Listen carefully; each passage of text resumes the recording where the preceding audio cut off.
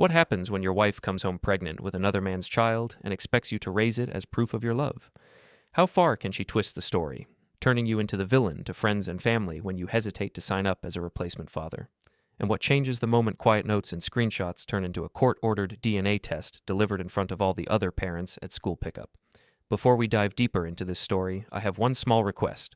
Please subscribe, drop a like, comment, and hit that hype button to boost this channel so more people can discover these incredible stories. My name is Kavan Darrow, and the night my wife told me she was pregnant should have been one of the happiest in my life. But instead, it felt like someone took our whole marriage and quietly bent it out of shape. I came home from a long shift at the warehouse, my feet sore and my head full of inventory numbers. And the first thing I noticed in the kitchen was that Mira had lit candles on the table and arranged our two best plates like it was some little celebration. She moved around with a nervous kind of energy, too bright, as if she was acting in a scene she had practiced in her head. I asked how her day had been, and she said it was fine, just normal, but her hands shook slightly when she poured juice into my glass. She waited until I sat down and took a bite before she told me she had big news. And then she said she was pregnant, her eyes fixed on my face like she was trying to read every muscle. For a moment, a simple joy rose in me, because I had imagined us as parents more than once in the last years, even if she always said we had time. I stood up to hug her, but I felt her body go stiff in my arms, and that was when I understood there was another part coming. She pulled away and started talking quickly, saying I had to listen carefully before reacting, saying I should prove I was the good man I claimed to be. My stomach turned cold even before she said Dennis's name, the one I had heard many times as just an ex, just a friend from before, only someone who did not matter anymore. She said the dates were a little messy, that she and Dennis had made a mistake during a bad patch in our marriage, that the doctor's estimate pointed more to him than to me, but that I should not focus on biology. She told me I was the one who stayed, the one who paid bills, the one who would make a stable home, and that this made me the real father in every way that mattered. Her words landed on me slowly, like small stones, while my brain tried to line up calendars, nights, and excuses she had given me over the last few months. I remembered how she had started staying late at the gym, how she said Dennis worked there but that they barely talked, and how she laughed when I once asked if it was strange to see an ex so often. Now, hearing her say he was the likely biological father, those memories felt less like random moments and more like the steps of a quiet plan. I asked about dates and timing in a calm voice, now trying not to sound like a police officer, only a husband who wanted to know when his life had changed without his consent. She rolled her eyes and said I was already turning a miracle into an interrogation, that she knew I would react like this, that I cared more about blood than love. She said Dennis was not reliable, that he would not raise the baby, that he had already pulled away when she mentioned the pregnancy, and that I was different, that I was better, because I was steady and kind and respected by her family. Then her tone sharpened, and she added that if I did not step up, she would have to explain to her mother and their friends that I had abandoned a pregnant wife and left a child without a father, because that would be the truth from her side. The threat was not loud, but it was clear. I could feel something in my chest pushing against my ribs, but my voice stayed level as I said I needed to think, that this was a lot to take in after one shift and one dinner. She stared at me like I had already failed some invisible test and said my hesitation showed my real face. After a while, she went to the bedroom, slamming drawers as she changed clothes, then came back to the kitchen long enough to say she was going for a walk and that maybe her mother would be more supportive than her own husband. When the apartment door closed behind her, the silence in the kitchen felt thick and sticky. I sat at the table, looking at the candles and the plates, thinking about how quickly a celebration had become a trial. My first impulse was to call my brother Andrew and shout into the phone to say that Dennis had left a mess and I was being asked to clean it while everyone clapped for me. Instead, I reached for my work laptop on the sideboard because I knew numbers and dates better than I knew my own anger.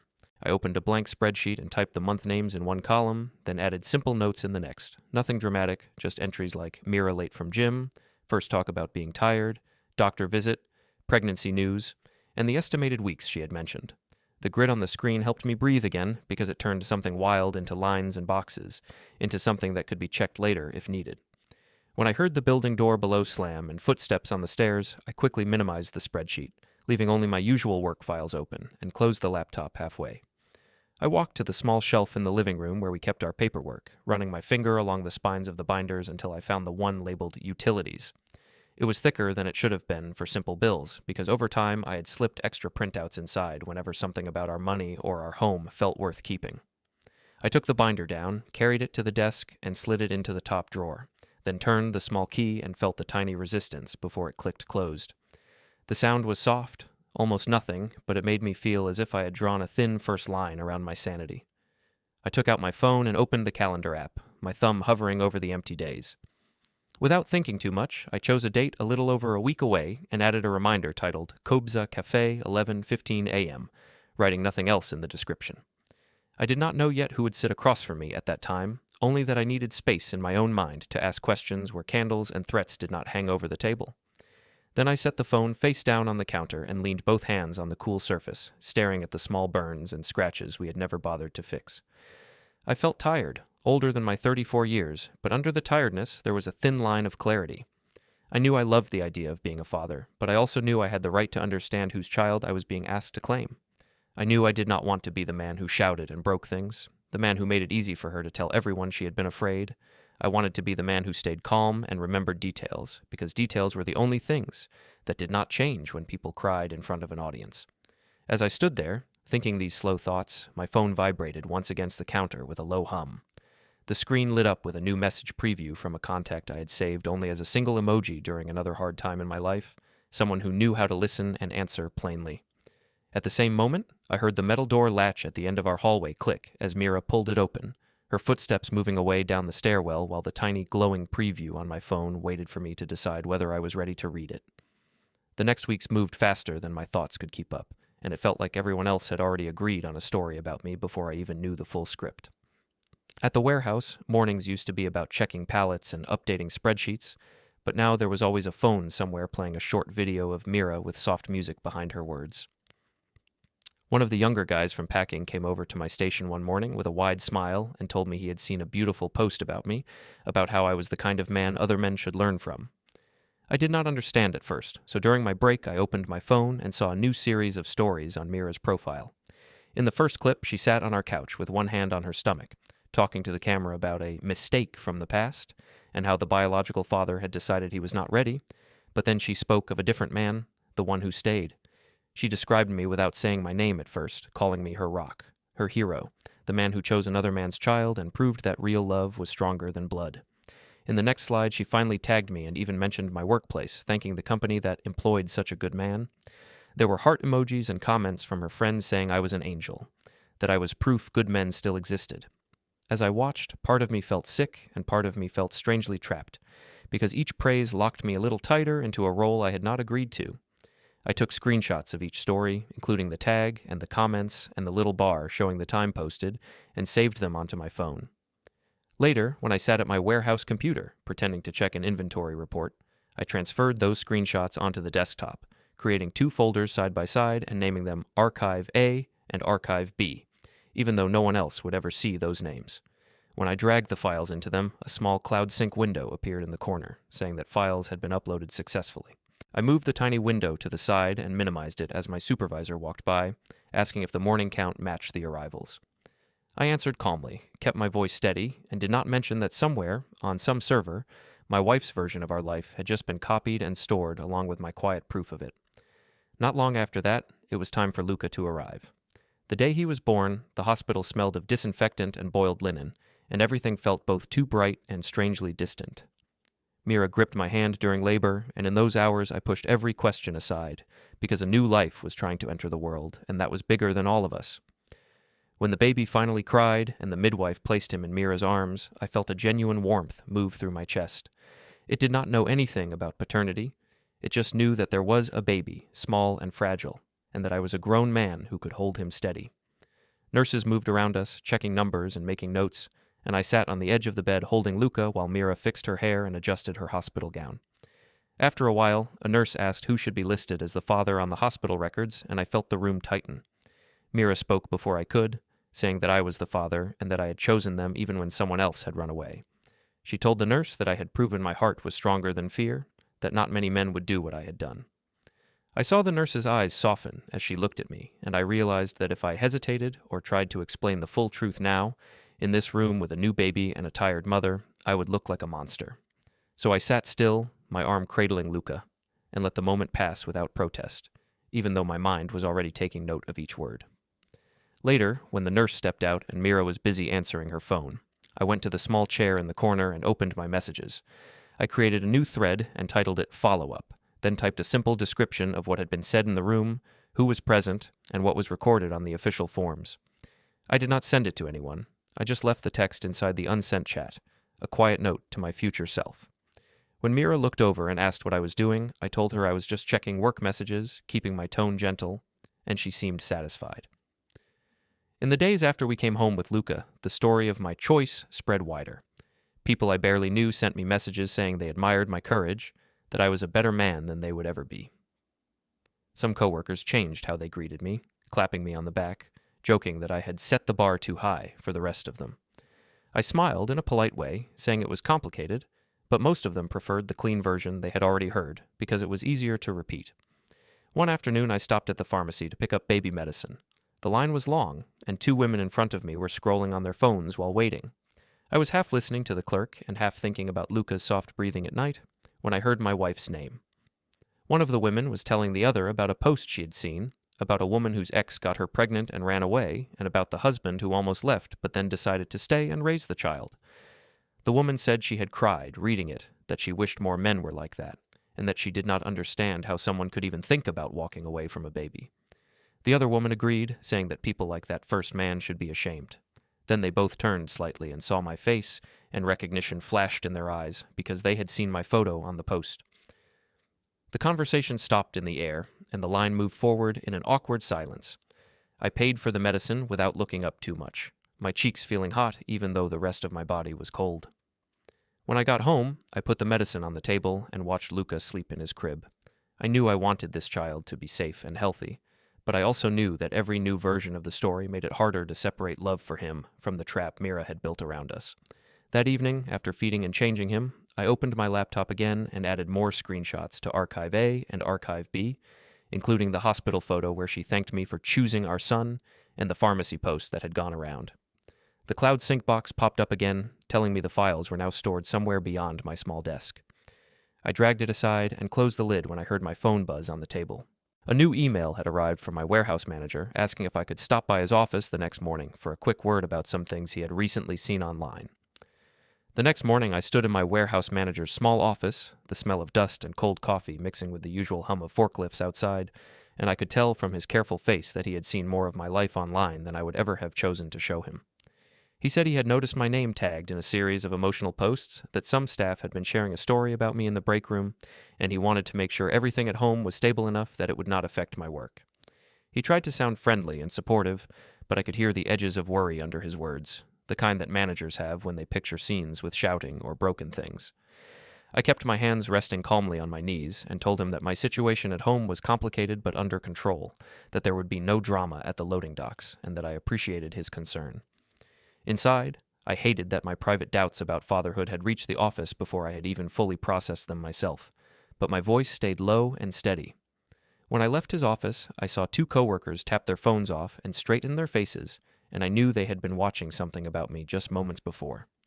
That evening, Mira told me Elena wanted to throw a proper baby shower for us at the community center, something big and warm and full of photos. I felt my jaw tighten, but I simply nodded and said we could come. I understood that if I refused, the refusal itself would become another piece of proof that I did not care. On the day of the shower, the community hall was decorated with paper clouds and little banners that said things about love, making a family, and hearts choosing children.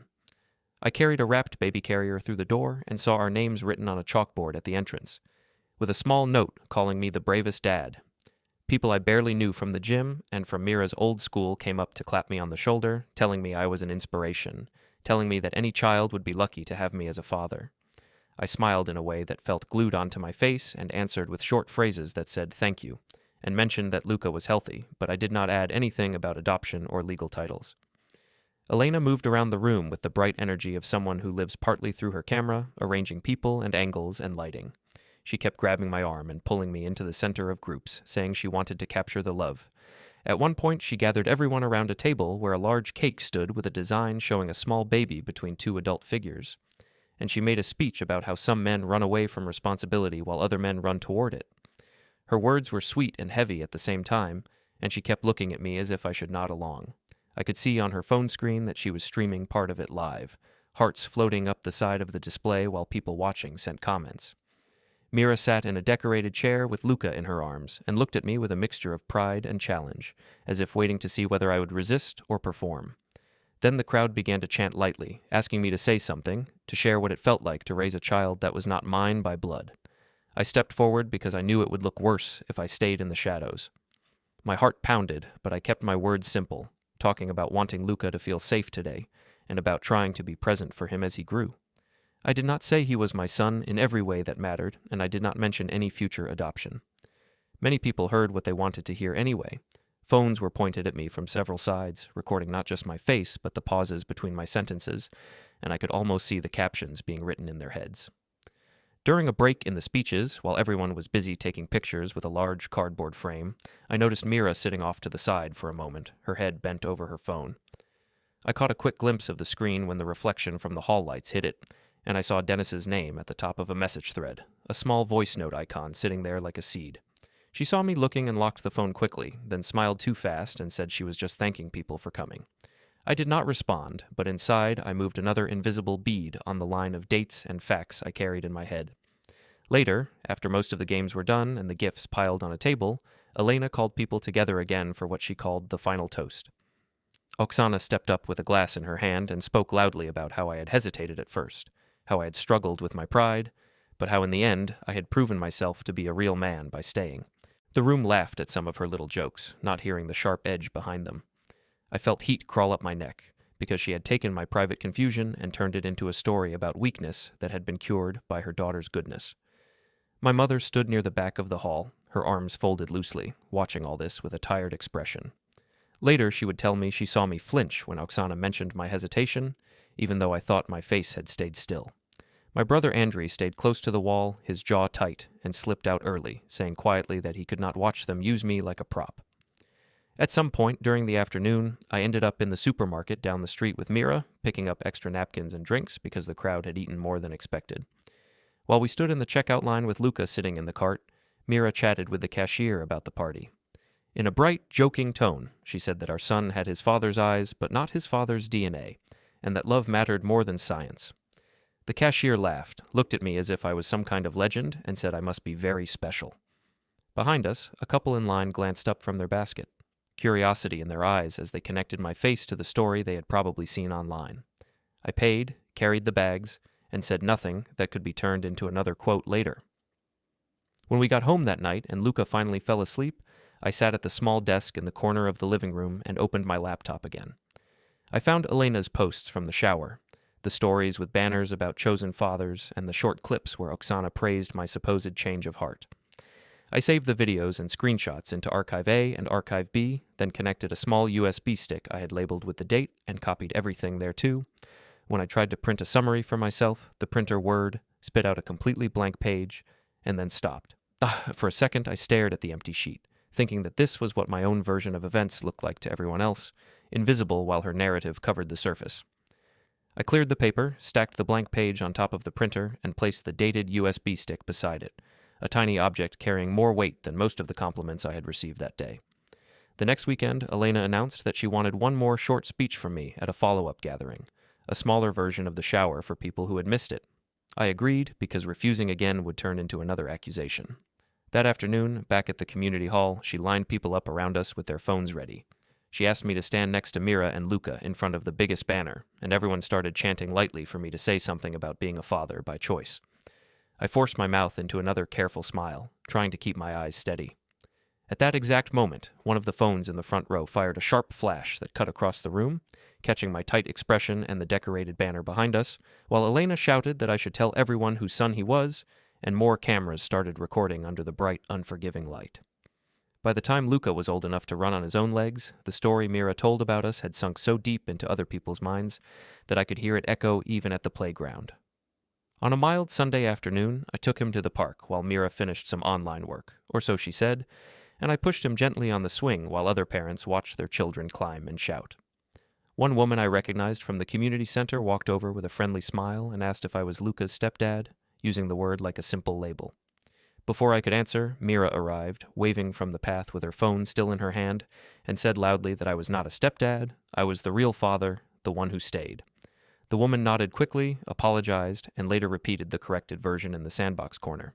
telling another parent that I had done something beautiful by taking in another man's child. Their words moved around the playground like a soft breeze, touching people who did not know us, and I felt each casual comment attaching itself to me. Luca played, kicking sand and laughing, completely unaware that his life was already a story strangers use to measure their own morals. When he grew tired, I carried him to a bench and sat with him on my lap while he drank from his small bottle. He looked up at my face in that searching way children have, studying my features, and said something about how his friend at daycare had said everyone has one dad and one mom. I told him in a calm, simple way that families could be complicated and that what mattered was who took care of him, then changed the subject to the pigeons nearby, but the knot in my chest tightened another turn. A few weeks after that, both sides of the family agreed to a dinner at a local restaurant, another attempt, they said, to clear the air. The long table near the back was already set when we arrived, with cheap flowers in a vase and a paper runner in the middle. On one side sat my mother and Andri, and on the other side sat Mira's parents, Oksana and Petro, with Luca in a high chair between us and Mira in a seat that faced the whole group like a stage. At first the talk stayed on surface topics, work schedules, the price of food, Luca's latest words, but I could feel the real conversation waiting just under the tablecloth. It was Oksana who moved it there. She started by praising Luca's bright eyes and lively nature, saying he needed stability, he needed a father who would stand by him completely. Then she shifted her gaze to me and, still speaking as if she was talking about the child, began to say that some men liked to keep one foot out the door, that they enjoyed being praised for kindness, but were afraid of real responsibility. I knew exactly where she was going. Mira joined in, saying that for a long time she had hoped I would show my full commitment by making things official, by agreeing to adopt Luca legally so there would be no question of his place. She did not mention Dennis at all, as if the man whose DNA she had once joked about had never existed. I listened with my hands folded, watching Luca play with a spoon on the table, tapping it lightly against his cup. When they finally moved from hints to direct words, it felt less like a new conversation and more like the closing scene of a plan. Oksana said clearly that it was time for me to stop hiding behind confusion, that a real father signed papers and gave his name, and that if I refused to start the process soon, she would have to tell people I had abandoned my family. She spoke as if she was protecting Luca, but her eyes were on me, measuring my reactions. I took a slow breath and answered in the same calm tone I had used 100 times before, explaining that I loved this child, that I was present in his life, but that I could not erase the role of the biological father with a signature. I said I would not adopt Luca without clarity about Dennis's legal responsibilities and rights, that I needed the truth to be written correctly for the child's sake, not my pride. Mira shook her head and said I was hiding behind technicalities, that Luca would not understand biology, but would understand who walked out and who stayed. Twice during this exchange, Petro tried to speak, his voice low as he said the situation was complicated and that maybe they all needed more time. But Oksana cut him off with a sharp look, and his words faded into the clatter of dishes. My mother stayed quiet for most of the meal, watching my face, and I knew she was counting how many times I swallowed anger and turned it into a measured sentence instead. When Luca dropped his spoon and it clattered onto the floor, the sound made everyone jump, a small metallic reminder that he was still there, absorbing more than his small ears could process. After dinner, we went back to Mira's parents' apartment for coffee, as if nothing important had been said. Their living room was warm and crowded with family photos, most of them showing Mira smiling in different outfits, different ages, always at the center. Luca sat on the carpet with a toy car, pushing it back and forth while the adults restarted the conversation where they had left it. This time there was no soft introduction. Oksana said directly that she expected us to start the adoption process soon, that she could not bear the thought of Luca growing up with a man who would not even give him his name. Mira began to cry in that practiced way I had seen before, saying she could not live in limbo, that she needed to know whether I was in or out. I replied with the same answer I had given at the restaurant, that I would not lie on legal documents, that I would not pretend the child was mine by blood, and that I needed the record to reflect reality. I also said, in a quiet but clear voice, that if anyone insisted on calling me a man who abandoned his child, I would defend myself with more than tired smiles. The room fell silent for a moment at that line, because even though my tone was gentle, the meaning was new. On the way home, I stopped with Luca at my mother's apartment while Mira went ahead to make another call to her friend. In Helena's small kitchen, she made tea and listened while I described the dinner, the ultimatum, the way everyone's eyes had turned to me when adoption papers were mentioned. She did not rush to comfort me or to condemn them. She simply said that lies, Even pleasant lies had a way of cracking open at the worst possible time, and that a child who grows up inside a lie is often the one who pays the highest price. As she spoke, my eyes drifted to the wall where her paper planner hung. A date near the middle of the month was circled in red, more heavily than the others, and next to it she had written only meeting, personal, in neat letters. On the fridge door, a small yellow sticky note with the words bring forms sat under a magnet shaped like an open book.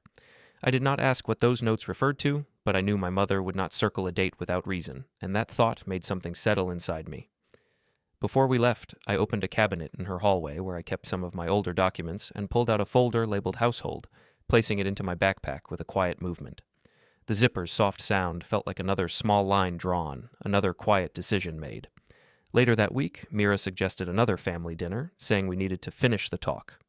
We met at the same restaurant, at another long table under the same dim lights. This time, I went in knowing what was coming. The plates arrived, drinks were poured, and conversation drifted briefly over work and weather, before Oksana steered it straight back to adoption. She repeated her ultimatum, saying that Luka would soon be old enough to ask questions, that it would be cruel of me to leave him without a clear answer. I began to reply, but before I could finish, I felt a small tug on my sleeve. Luka had climbed from his chair and now stood next to me, his hand gripping my arm. He looked up at my face, then at Mira, and said in a small, puzzled voice that, if I was his dad, he wanted to know why people at daycare and online said he had another one. The restaurant went quiet, and a woman at the next table, who had been pretending not to listen, turned her head fully to stare at us, her eyes moving from Luka's confused expression to the tense faces of the adults around him. The days after that dinner felt different, not louder on the outside, but sharper on the inside, like a line had finally been drawn, even if no one else could see it yet. At home, the air between me and Mira grew colder in small, practical ways. I stopped sleeping in our bedroom and moved my things to the guest bed, telling her in a calm voice that I needed space to think and that it was better for Luka not to hear us argue late at night. She said I was overreacting, that I was punishing her and confusing the child, and later I heard her telling someone on the phone that her husband was already halfway gone because he refused to make their family official. I did not answer those words. I just folded my clothes and placed them in the spare room drawer. Each small movement another quiet step away from the picture she was trying to paint.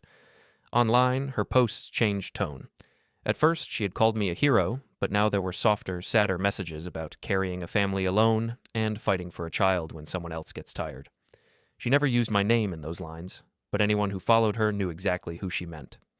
In one photo, she sat on the floor with Luka in her lap, his face pressed into her shoulder, and the caption said some fathers only stand near their kids when cameras are on. When I saw it, I felt the usual mixture of anger and fear rise in my chest. But I did what I had trained myself to do and took screenshots, capturing the date and time and the small flood of comments calling her brave.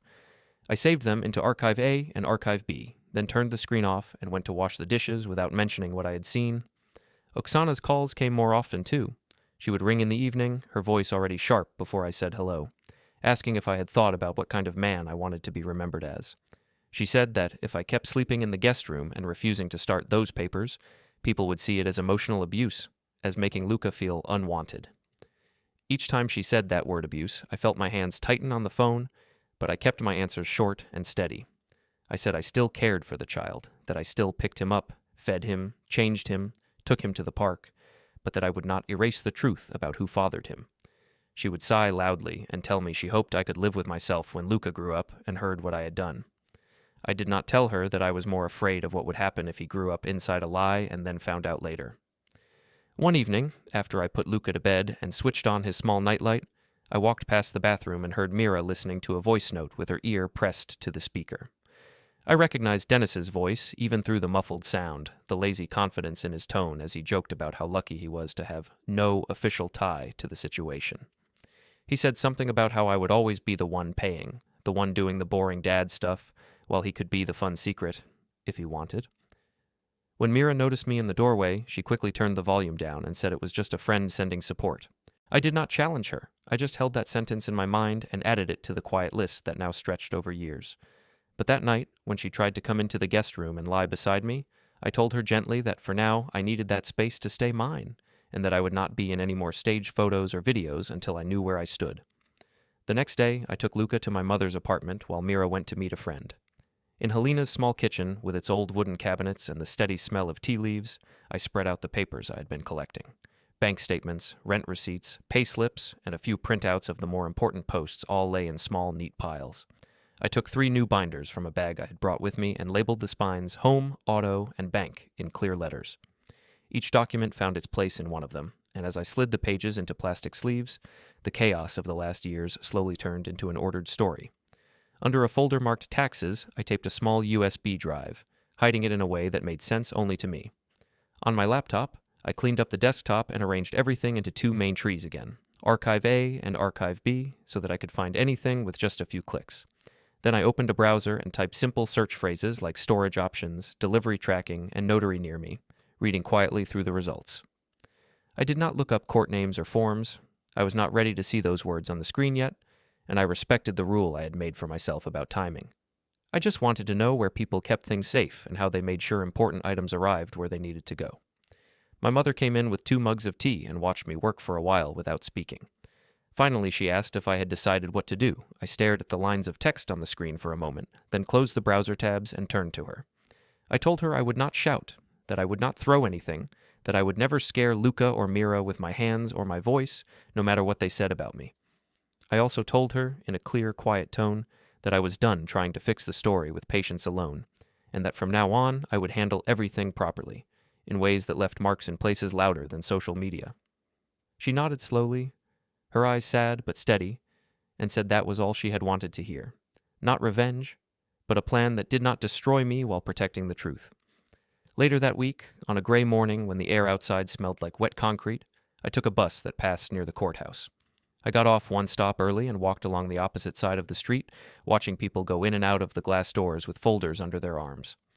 I did not cross over. I just stood there for a few minutes, feeling the distance between where I was and where I might one day need to be. Then I boarded the next bus and went to work, telling myself that when the time came, I wanted to be ready, not rushed. That evening, after Luca fell asleep at my mother's flat for a sleepover, I sat at her table again with my laptop open. I checked the folders Archive A and Archive B, making sure new files from the last days were in place. Then I connected a single USB stick I had labeled with a date and copied both archives onto it. When the transfer was done, a familiar little box appeared in the corner of the screen, the Cloud Sync window, gently announcing that files had been uploaded successfully. At the same moment, my phone buzzed on the table with a message from the contact I had saved only as an emoji. The short line on the preview said that everything was clear for next week and asked if I was still sure. I looked at the glowing words for a long second, felt the calmness I had been building settle over my shoulders, and typed back a simple answer that said, "Thank you, I am ready." Before the sync window faded and the room returned to its quiet, steady hum.